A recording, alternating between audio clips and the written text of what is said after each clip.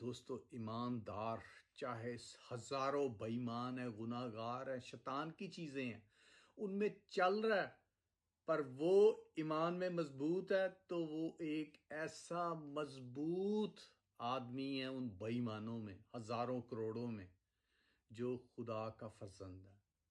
और खुदा नूर है, बेटा भी नूर है, बाप भी नूर है। और दोस्तों, जो उसके पीछे उसकी फर्जंदगी में पाकीज़गी में रहते हैं, ईमान में मजबूत रहते हैं, वो उसके फर्जंद हैं, वो दुनिया के नूर हैं। तो दोस्तों, आप नूर बने, अंधेरा, बदकार, गुनाहगार, शैतानी चीज़ ना बने, क्योंकि शैतान की जो लिखी गई है, यीशु की दूसरी आमद में गंधक की आग में डलेगा।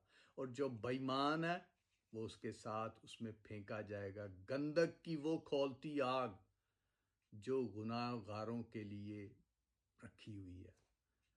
पर आपको बचाने वाला कौन है? बाप और बेटा।